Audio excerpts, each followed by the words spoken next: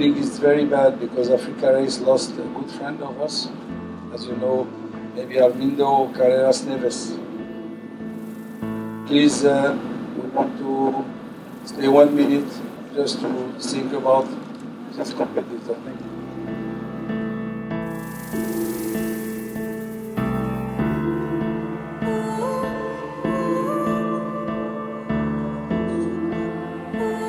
An immense sadness hung over the bivouac last night after the announcement of the death of Armindo Carreras Neves. The Portuguese rider lost his life after a big fall a few kilometres before the end of the special.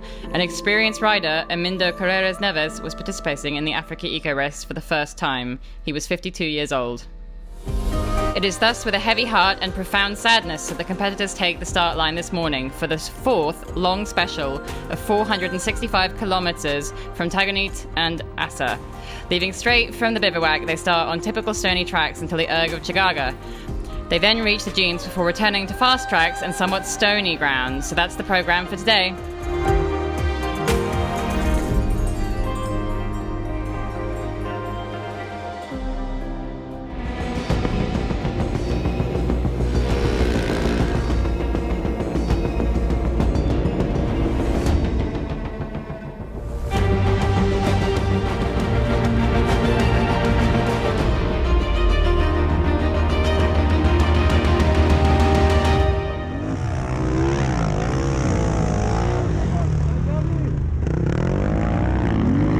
Disappointing day for the Italian. Alessandro Botturi, winner of yesterday's stage and third in the general standings, had mechanical problems with his suspension. The twice winner managed to repair it, but obviously lost a lot of time. The race is far from being over for Botturi, whose main objective is to reach Dakar. For Paul Torres and Paul Anders Alvaster, the minutes lost today were significant. Both got lost and were happy to finish the stage together, having found each other en route. Another rider who lost time, Javier Flick. Although he had a great day, the Breton came to learn to ride and had to navigate alone, so today didn't disappoint, despite a couple of rookies' errors.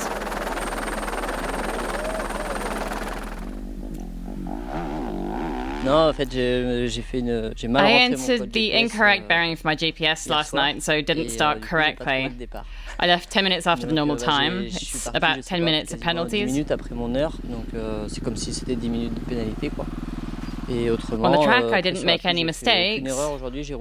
I rode all day by myself. I learned a lot by applying myself on the navigation, and I had a great time on the bike. After that, it's a shame it didn't pay off in terms of results, but I think my pace was pretty good. Javier Flick finished third on his Husqvarna and first in the Moto Extreme Rider category, but is now 25 minutes behind the leader in the general classifications. And speaking of the leaders, Stefan Svitko was at the start this morning, but the Slovak was unable to retain first place. Yet, he didn't make any mistakes. Unlike yesterday, his navigation went well. He was quick, but he was caught by the Italian on another Husqvarna. Svitko finishes second behind Maurizio Girini. The Italian set scratch for a second time in 3 stages, and also took the lead in the general. The issues with forks and the back brake now resolved, he started fourth but arrived moments ahead as Svitko. Girini passed the Erg of Chagaga with no real difficulty. Really, Chagaga is beautiful. We arrived in the morning. It wasn't too hot. The sand wasn't that soft.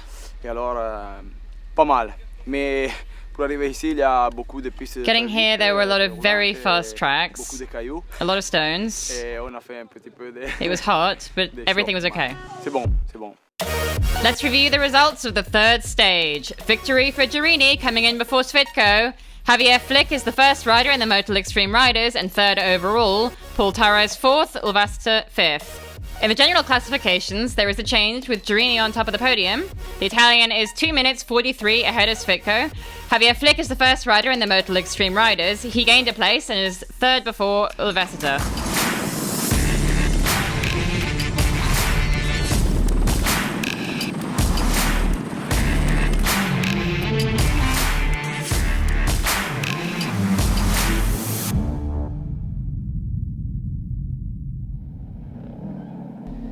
The day was one to forget for David Gerard. the leader of the general had problems with steering on the second half of the special. As a consequence, he had to return via the assistance road, and so losing all hope of a victory.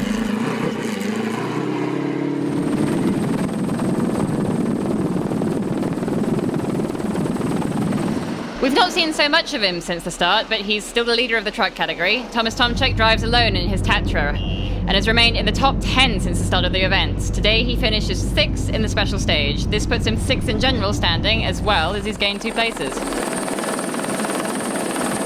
In this third race to the podium, we find an SSV who managed a great performance this Thursday, the Can-Am of Patrick Antignoli. He is competing in his very first rally raid, and for the occasion he is teaming up with an experienced co-pilot, Jean Dagger-Hayek. He made a huge jump in the general category, reaching 3rd place.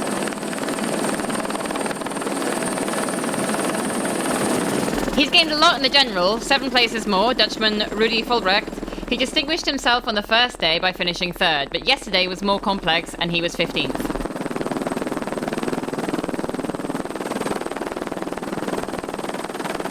Well, today we had a good stage. 1 or 2 dangerous moments. The road book and I don't know, the navigator, I don't know what happened, but one time we were flying and we just could handle the car. But yeah, we drove 2 kilometers further than the track was. So basically that's a good result for navigating, and just keep running. So that's it for today.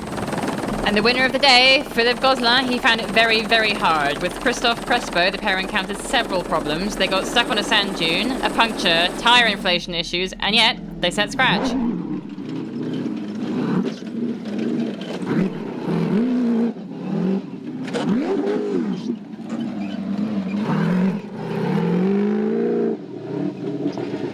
It was a big stage with a lot of variation and Chigaga to get past. It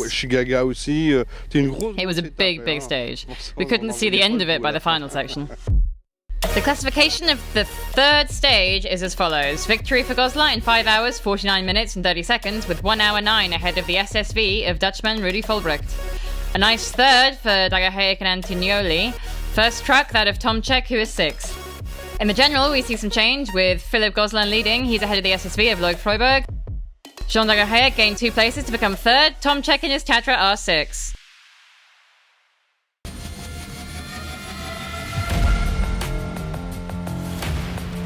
So, that's it for today. Tomorrow, the 4th special, a long one of 455 kilometers between Assa and Rems El Kabir. The competitors will traverse a mountain range before arriving in a region more desert-like than Morocco. They will discover new tracks and plateaus of the dry lakes before crossing the line at the bivouac in Rems El Kabir.